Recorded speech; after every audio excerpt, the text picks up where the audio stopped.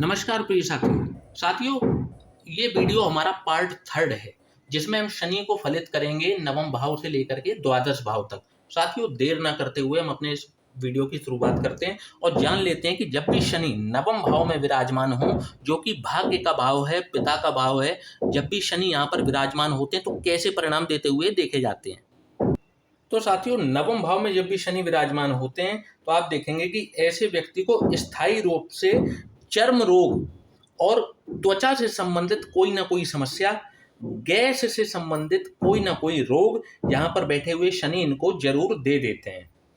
किसी न किसी प्रकार की एलर्जी भी इनको जीवन में दे देते हैं और इनकी जो जीवन की मुख्य उम्मीद होती है वो भी कभी कभी भी पूरी नहीं हो पाती। मतलब कहने का है कि जीवन में जो भी इनका बहुत बड़ा मैनिफेस्टेशन होता है, बहुत बड़ी इच्छा होती है, वो कभी भी पूरी इनकी नहीं हो पाती। छोटी मोटी उम्मीदें पूरी हो जाएं तो वो एक अलग बात है।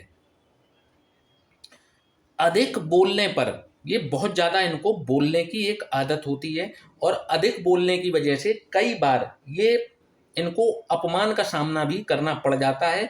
ये अपमानित हो जाते हैं और इनका जो भाग्योदय है वह जन्म स्थान से बहुत दूर जा करके होता है। कहते हैं कि शनि जब भी नवम भाव में विराजमान हो तो ऐसे व्यक्ति के जीवन में 3 मकान ऐसे व्यक्ति को अवश्य प्राप्त होते हैं और जब भी ये तीसरा मकान का निर्माण करा लें या उसको खरीद लेते हैं तो ऐसा माना जाता है कि अब ये इनके जीवन का आखिरी चरण आ गया है। जब भी नवम भाव में शनि हो तो ऐसे व्यक्ति को 3 मकानों का सुख देखने को मिल जाता है। परंतु जब भी ये तीसरा मकान की शुरुआत कराते हैं तो ये मान करके चलिए कि इनके जीवन का ये अंतिम पार्ट आ चुका है। तो शनि के नवम भाव में कुछ इस प्रकार के परिणाम देखने को मिलते हैं। अब बात करेंगे शनि जब भी दशम भाव में हो तो किस तरीके के परिणाम आपको देखने को मिलेंगे। तो ऐसे व्यक्ति के अंदर नेतृत्व क्षमता, लीडरशिप क्वालिटी जो है वो कूट कूट कर भरी होती है। नेतृत्व क्षमता का व्यक्ति धनी होता है। ये व्यक्तियों को न्याय दिलाने का कार्य करते हैं। अपने लिए भी न्याय के लिए लड़ते हैं, दूसरों के न्याय के लिए भी ये लड़ते हैं और दूसरे व्यक्तियों को न्याय दिलाने के लिए ये किसी भी हद तक जाने को तैयार रहते हैं। अपना कितना भी नुकसान करने को तैयार हो जाएंगे ऐसे व्यक्ति।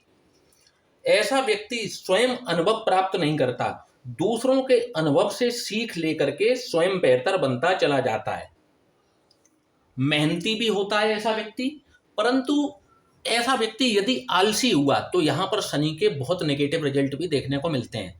ऐसा व्यक्ति जिसके दशम भाव में शनि हो, चाहे मेहनत करने का उसका मन होता हो अथवा ना होता हो, परंतु ऐसे व्यक्ति को मेहनत अवश्य करनी चाहिए यदि ये जीवन में किसी शिखर पर पहुंचना चाहते हैं। तो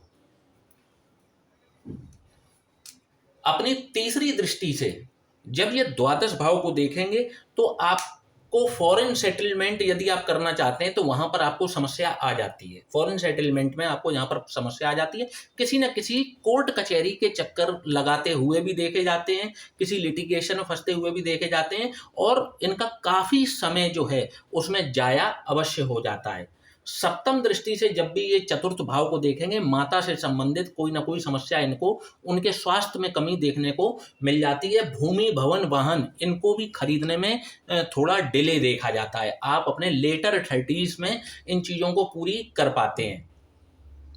दशम दृष्टि से जब भी ये विवाह स्थान को देखेंगे तो वैवाहिक जीवन में समस्या और विवाह होने में भी समस्या, ये दोनों में देरी करा देते हैं।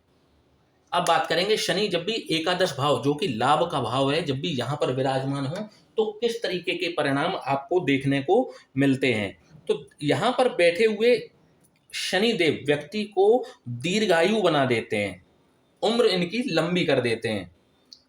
ये स्वयं किसी न किसी प्रकार की असुरक्षा से ग्रसित रहते हैं।